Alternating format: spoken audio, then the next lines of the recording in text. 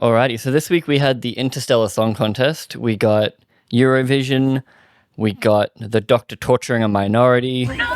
But let's skip ahead immediately to the big reveal at the end, because I think that's what people care about. Spoilers from here on out. I think it's stupid as hell that the Rani is back, and she is the reveal of Mrs. Flood that was just the exact same thing as Susan Twist revealing to be an old Doctor Who villain, and now we've got a new old woman that turns out to be another old Doctor Who villain. And the reason why she regenerated was because her body just couldn't take the reintegration thing. They seemingly wanted Anita Dobson to be the mysterious old woman, but didn't want her for the actual Rani. So then they did the BIGeneration again, which I stand by as the dumbest new introduction. Yeah, I wish they just regenerated her. Maybe it's because she's just been able to film a lot of these by herself. But when, like, we saw her when she's, like, clapping, robotically picks up things. She doesn't seem like she can play evil. I'm keen to see her actually act with people. Maybe that'll help, because I haven't really been vibing with her, so I was a bit like, wish she just regenerated. But BIGeneration to me is dumber than the Timeless Child. The Timeless Child you can kind of forget about, but with BIGeneration, it's right there every time the Doctor regenerates. And then in this one, they even have like a ranking system. Like, I'm the prime one. So now it's like, oh, yes, miss, no, miss. Like, which is another weird thing they decided. Like Sif. It gives it the vibe of like, that way David Tennant is just a Doctor, whereas Ncuti is the Doctor. The definite article, so to speak. The definite article, you might say. Because we've been saying, like, why doesn't the other Doctor just rock up? Because I guess he's not. Well, there's the other reveal that he flashes back to an old Susan. That's his daughter, granddaughter's name. The one thing Russell hates apparently is new fans and getting people into Doctor Who, so he just wants to confuse them. So I love Caroline Ford. I love Susan. I'm glad she's back in a capacity. Yeah. I think it was a dumb way to do it, because I don't think she's really truly back. From what I gather from behind the scenes and from the episode itself, that was him just having like a brain flash to like shock him out of... But then he thinks about it again. He keeps going, I'm having these visions. Yes, because his brain stems got frozen. So you don't think it's got anything to do with... I would hope so, but even Russell in the behind the scenes, he says that Juno asked for something to like shock him out. Can I bring Susan back? That's lame. Yeah, I hope it's more, but even if it is more than that, this was a stupid way to reveal that she's back, because why is he doing Brain Blast, and why is she somehow communicating exactly what needs to be said from his TARDIS, or I guess an identical looking TARDIS?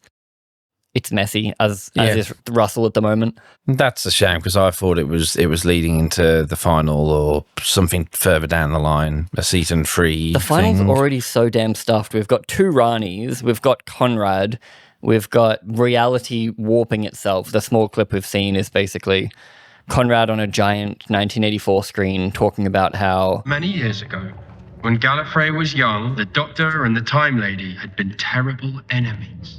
The Rani to me isn't overly interesting. She was kind of invented at the tail end of the classic series. She is an evil Time Lord, which is shockingly similar to our other evil Time Lord. The whole reveal is very fan-servicey. Even bringing back the Rani is fan-servicey. Russell's done this trick every time he's been in charge. He's got nothing He goes left. through the old toys. And also people figured it out almost immediately, because we're like, old mysterious woman. What causes the flood, Doctor? Rain, and then you see like Rani turn into rain or something, and it's very much like that. It's like the exact same playbook that he's just hammering home because he has nothing left.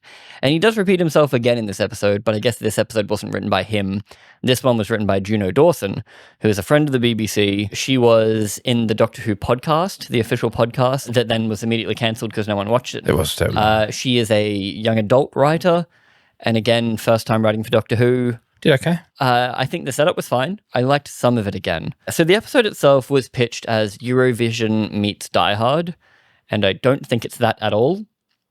Not at all. It's Eurovision meets 2 mirrored hallways. Which also is a little nonsensical when you get into like how people ended up where the 2 guys that were like trying to get into their room were outside the room. Belinda is in their room. Yeah. But when Belinda comes out, she's not standing next to those 2 guys. She's standing next to people that were somewhere else that we don't know. Yes, Sarah was confused. She went, wait, the pod's talent? Yeah, that's why I was like, what's happening? Yeah, I said, no, I don't think so. I think some pods are talent, some pods aren't. That's why I was immediately like, shouldn't she just be where the Doctor was? Yeah. So I was like, where is she? But anyway, I liked the setup of Belinda finally wants to stay. finally, because we've had so many stories of Belinda becoming very one note, please get me home to my family. I really loved the idea of the please get me home, but it did really quickly devolve into that's all she ever talks about is her mum and dad. Particularly since she doesn't think there's anything wrong with home. They will eventually get there. And then the first part of this is just being in the pod watching Eurovision before going home. So it's like just it's a casual thing. It's nice that she's finally like, oh, I want to stay and watch Eurovision. Traveling with you is actually kind of cool. And the doctor's like, now you're getting it. It's actually nice to have some character growth a little bit. So that's what that feels like. Yeah. Got Rylan playing himself. I don't know basically anything about Eurovision. I don't follow it. It's not my thing. But I did appreciate the cryo host. I was like, that's fun. It was also fun that like the idea he's playing himself. So then that modern version of Rylan, at some point in the next 10 years, he gets frozen. And only appears Yes. to do. I loved it going like, where are we? What's the thing? Like, Yeah. But the idea that they can't risk him aging because everyone loves him so much. We don't want him to die. So he can do 800. He's up to 803 because that's not even 3 years. That's just him. He just loves it. yeah, loves that he Eurovision. just loves it. That all he does is this every time he That's wakes fun, back up. Fun little tidbit. It was really fun, like having him come out and be Rylan, and then Graham Norton having his cameo. The plot does kick off pretty quickly. The takeover starts to happen pretty quickly from Kid, who is our bad guy. The Swede. The fucking Swede. Immediately with talking about the bad guys, I think they're pretty wasted. I think they got Freddie Fox in.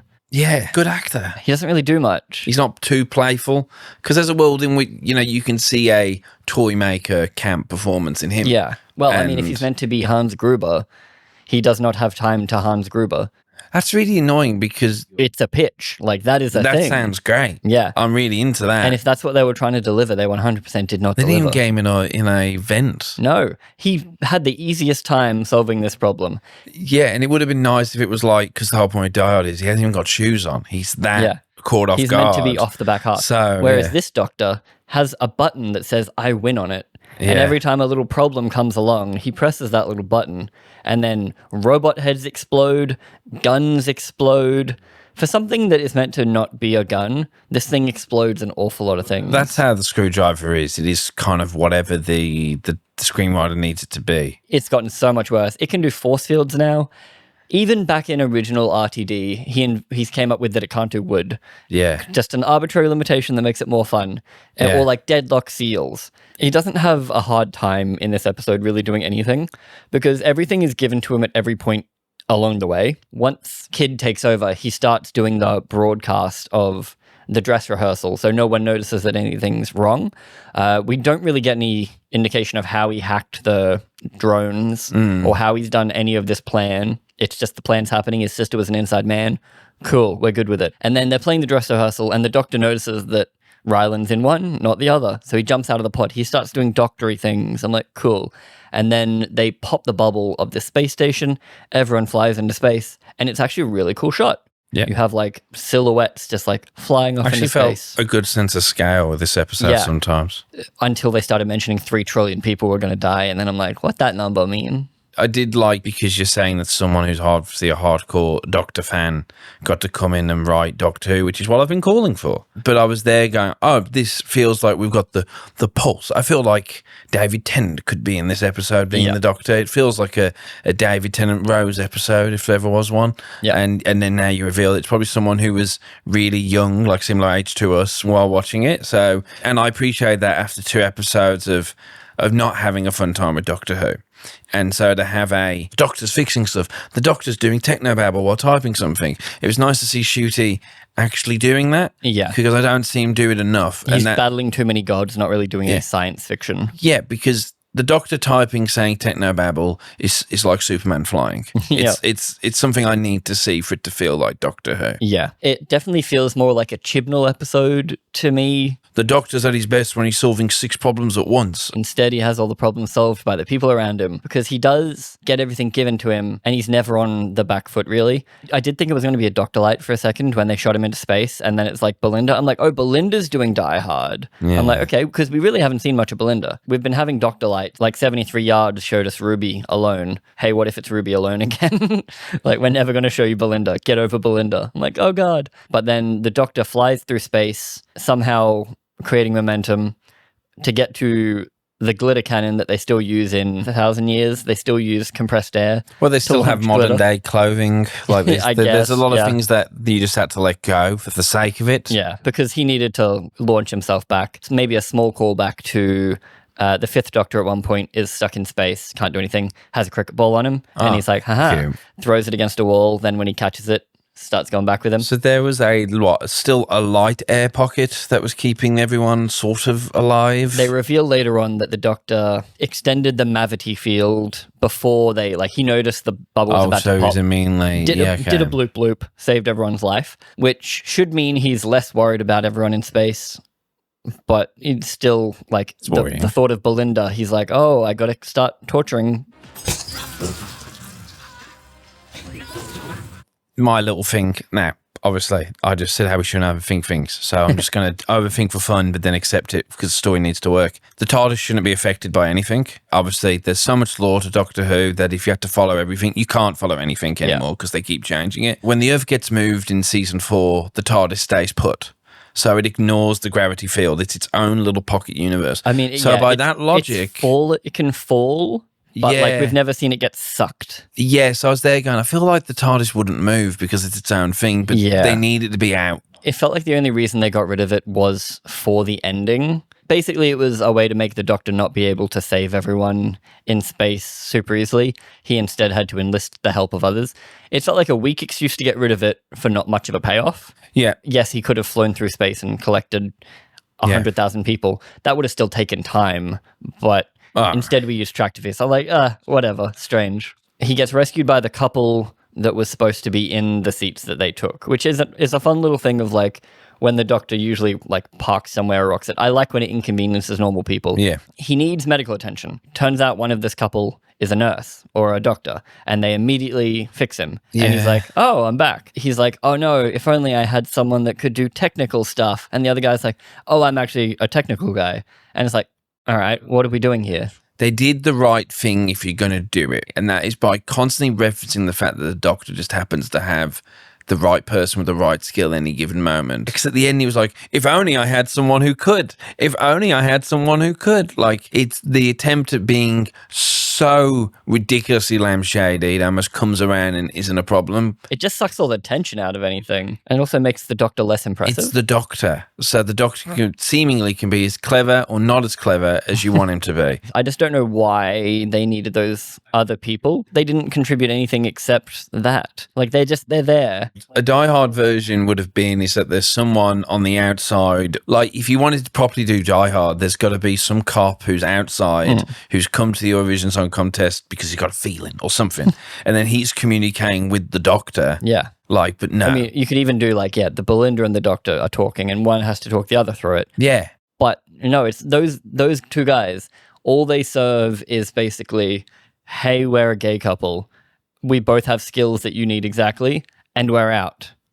That's all we do. The Hellion that's removed her horns, her manager assistant also has a convenient set of skills that the Doctor so that requires. Belinda can find out that the Doctor's alive / they can tune in and we can get their earlier connection. Because the reason Kid is doing these things is because his planet Hellia and his people, the Hellions, are hated by the galaxy, mostly murdered and oppressed. For honey, because a corporation, unnamed corporation, comes in and they basically bought the whole planet and all its population to strip mine it.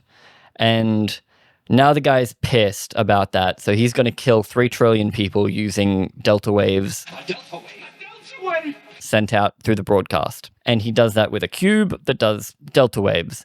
Not overly important, but people are racist towards, or speciesist towards, Hellions. They've made propaganda that makes you hate them. Some of the propaganda is they've done cannibalism, they've done witchcraft, and I assume this is alluding to a current world thing going on that also has to do with Eurovision that I also know very little about. Because it's not the focus of the episode, really. But it's the whole reason it's happening. Yeah, but it's not like we're walking in, there's posters of like, report, Hellion noticing. I think it should have lent him more that direction, though. Because the whole episode hinges on me giving a shit about the Hellions. Because the Master kills billions of people, does untold damage. The Doctor is like, no, please don't die. I'll keep you safe. Whereas this Doctor got triggered, his words. The death of 3 trillion people triggered me. It made me think of my whole planet.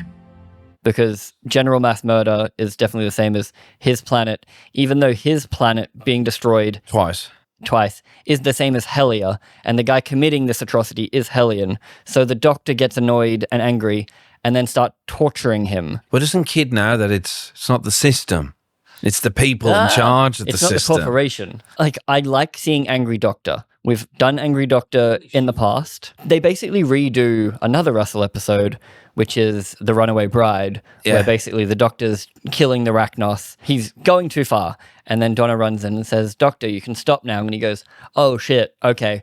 Instead, he's just outright torturing with the Nintendo Power Glove. And he's willing to do it 3 trillion times. And it doesn't feel like too far and he's like been brought to that moment. It really feels out of nowhere, like, oh, I'm going to torture you now. Why wasn't he that triggered when his 6-month best friend from the first episode died? Yes. Why wasn't he killing everyone then? He's willing to forgive everything except apparently this guy who's been basically that guy is almost should be able to the Doctor. sympathize.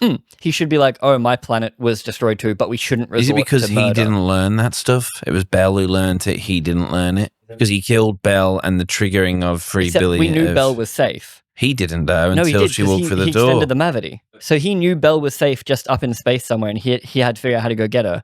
True. But because he was triggered, he was torturing this guy that was basically one of the last of his species.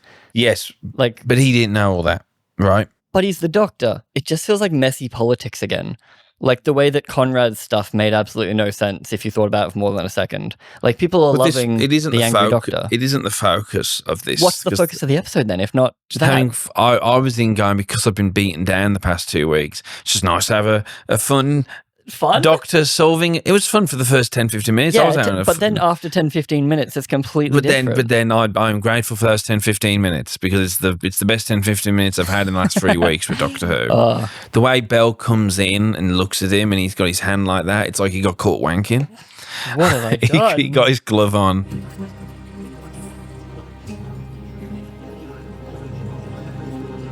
Belinda runs in and is like, Doctor, stop. And he's like, oh, I shouldn't be torturing this minority anymore. Like, oh, that's bad. But he's the victim of racism and propaganda. And sure, the Doctor might not know that, but having the Doctor go from 0 to 100 and not think about that is insane. It felt like bad writing. Also, the dialogue in this episode sucked, to be honest. Yeah, Sarah a few times like, what the fuck is dialogue? I was like, oh, it's not bad. The way people spoke in this episode was weird. The dialogue was badly written. What they were saying as a whole was fine, like what they were doing to get to point A to point B, fine. But the actual words and the order of the words, I was like, what? Like, people don't talk like that. Very written, I guess you could say it is. There's not much of a general flow. It's funny because it's been stuck in my head when you mentioned it, how a lot of this season has been few locations. It did look grander. Yeah, like, it did. It looked The sound was better. good. There's only a few times where I felt the soundtrack was overbearing. We got the cool doody-doo bop, like the weird alien thing doing the bop. I was like, that's fun. The start, I think, is quite strong, and then it just gets so out of hand in every way. Like, it doesn't deliver on its premise. I think that's what it was, why I was excited, because I think I let the premise, because I'm like, it feels like the first fun premise we've had in a long while with this. It seemed like more of a clear goal. He had to get back and stop the bad guy from doing the thing. Everything kind of just starts wrapping up. So you've got like, oh, the bad guys get sent to prison, and then the Doctor goes to do his thing, and then the Hellion that was hiding that she was a Hellion, but was very obviously a Hellion the whole time, starts singing a song about her planet and the fact it was destroyed. And he's like, my planet was destroyed, so he cries. Cool. I don't quite know what we were doing here as far as the episode goes. I don't think it was very strong. They finally decided to give this Doctor something to do, like, and then Belle, not nearly as good as like the equivalent where she just kind of went, you scared me there, Doctor. Like, she was like, it's not like him, you have to get me to him. Where like, this is the first time we've seen this Doctor be this angry and serious, where where when it used to be quite, not frightening, but it would be like the cool teacher losing their temper with David and Matt. Yep. Where it's like, oh, he's serious. This to me felt like some Doctor's baseline. It felt very base level Doctor Who for a Yes. lot of it, but I guess badly done and badly written Doctor Who. Yeah, I think that's what it is. But I guess it was Doctor Who. Could there be another pass at it? Could there be more to it? Like, you wish someone could have went, make it more Die Hard. Like, that's such a fun premise. Die Hard, Eurovision, Doctor Who. That's incredible. And have it be no TARDIS, no screwdriver, no shoes. Yeah. Just do it. Like make him getting relaxed and then Belinda gets launched into space. Yeah. Because realistically, Belinda not getting launched into space changes nothing. The Doctor gets launched into space. He brings himself He has back a flashback, and- brings himself back. Yeah. But then he's just separated from Belinda, who stands in a corridor the whole time going, oh, that's the Doctor. Like, she's kind of just exposition about why the other Hellion. Yeah, she's not actually really doing much, is she? No, she does literally nothing. Well, I mean, it feels like some of the other companions would have at least tried to do something. Like, I get that there's not really anything she could do in this story. Basically, Belinda gets sad that she thinks the Doctor's dead. Then she finds out the Doctor's alive and goes, oh my God. And then she sees him get angry and go, that's not like him. I just don't get why they bothered to do it apart from, like, I guess a small cliffhanger once the Doctor's up there. But having the Doctor think Belinda's up there, but Belinda not being up there and actually being in a corridor doing nothing. Right. Doesn't change the stakes in any way. If anything, it lowers the stakes. Making it 3 trillion does take away the stakes as well. Why? Because it's such a ridiculous number? Yeah, it's the same with world ending, where it's like people are tired of world ending stories because I have no emotional connection to those 3 trillion people, whereas I at least have an emotional connection to Belinda. Hell, I have more of an emotional connection to Rylan. Particularly when there's this line about, to explain why people don't know this is happening, there's a delay on the broadcast to stop gambling. So then I thought, oh, well, could this have been an even smaller, we're in here because gambling can only happen on base. So now we're only in here, it's like this ultimate heist maybe. Yeah. We're going to stop the thing or something like that if we really want to rip off Die Hard. I think they should have gone more into it. Yippee-ki-yay, babes. Like, that could have worked. It would have been a thing. Yeah. Could have been a moment. We had the shape of a Doctor episode that I like. The shape of a Doctor Who episode. Yeah, it had the shape of Yeah. one. Like, Doctor Who, yes, it's always been political. It's always been left-leaning politically. Yeah. And some episodes, across all areas, have been more heavy-handed than others. But of late, the past 2 episodes, it was very like, we have something to say. Every episode is a message this season. Yeah. I don't think we've had a single episode that doesn't have a message. It's the first time being in a future situation that's actually nice. That she's like seeing all these different people and species, and she might go, God, it's just nice to be in a place we don't have to worry about our skin, right, Doctor? But then she'll see like Hellion, and they're like, the second one goes, oh, and they go, oh, human race, right? They'll always find something they hate. Or some, once again, that's heavy-handed. Well, considering we went from an episode all about race to this one where the Doctor tortures someone that has propaganda because of their race. Yeah. And also the Doctor, when he's talking to kids, says, your cold, filthy heart. Yeah, there's very strange politics, I guess, going on through the whole thing. Not even like, oh, this is too close to home, they're doing a politics thing. It just feels like messy because it's nonsensical in its own universe. And the Doctor doesn't seem to be anywhere near as nice. It's a bit racist, it's a bit propaganda-y, it's a bit war bad. Yeah, I don't know what we're doing, I guess. Yeah. Like, what's our little goal there? I don't know why the episode exists, apart from the fact that Doctor Who fans mostly like Eurovision, probably. Gridlock is talking a bit about pollution, traffic, and addiction. Yeah. There's just little things we're talking about that relate today and then still relate then. Oh my God. But then like the little thing of like, it's a whole episode about traffic. Yes. Like, which is a very British thing, as we would say. The British thing of being willing to sit in traffic forever. Yeah, not question like it. the British thing of queuing. Queuing, yeah. Because like British people are always happy to queue. Yeah. And then like, oh, can you form another queue? We never even said how they wrapped up the episode. Because they're using the pod to resurrect people. Say each one's 30 seconds, you have 100,000 people, that's 833 hours. At some point in writing, she was like, oh, fuck. I don't know, we'll turn these pods that definitely don't do that. These pods that are basically boxes at a football match, we're going to turn them into resurrection chambers. Yeah. And the guy that's going to do it is the secret Hellions Yeah. bouncer, agent, manager. That's their only use in the story. The only other thing the manager does is when he realizes that Secret Hellion is a Hellion, he's suddenly disgusted and then cries at the end along with everyone else. We had to see 8 or 10 different pods opening up of people already with their hands waving and some people going, oh, we're fine, yay. Another lame thing, when she was doing the song that's meant to make everyone cry, that's not in English, and I get they're meant to be like, oh, the power of music. Like sometimes you hear a beautiful song in German and you're like, God damn, that's got me. This isn't that because the song isn't that great. And like it really relies on me magically feeling what they want me to feel. But over that song, they're playing stock footage of like poppies and then like a burning planet. And I'm meant to care. You barely even showed me the main bad guy that's meant to be the angry Hellion that had his life taken away from him. He's just waiting in the room. He's just hanging out. Yeah, he's not actively engaging or hasn't got any interesting heavies to go out and try and stop the Doctor. The idea that you could have had it be that you think it's like, oh yeah, it's just a bank heist, but then as the villain's motivations are revealed more, turns out he has actual disgruntled. It's murder. And the Doctor might actually agree with why he's doing this. Yeah. Or can sympathize at the very least. You go two sides of the same coin. The Doctor's lost everyone, decided to help. This guy lost everyone, decided to kill. And then we had stuff like that, like in Dalek, when Eccleston was like, Rose, get out of the way. Both last of his kind. Yeah, all that stuff. This just felt messy, poorly written. It did feel like it came from a fan, I guess, just not one that was overly competent. It felt like it had the passion, felt like it had a good idea. She knows the Doctor who she wants. So we got some of that. It didn't even play too much into the Eurovision. We didn't get to see much Eurovision-ness. No. We saw one performance. That, it was in the 15 minutes we liked, was kind of where it all So there you stopped. go. Too bad that they couldn't have made the Eurovision thing, like, still run on. Yeah, the Doctor's crawling through, like, die-harding through a vent above the performance. While Eurovision's occurring. Yeah. I know that's probably an expensive thing, all the outfits, all that stuff. This was an expensive episode for a lot of reasons. Yeah, it felt like a Chibnall episode to me, which is Doctor Who. Chibnall did still feel like Doctor Who, just not very good Doctor Who.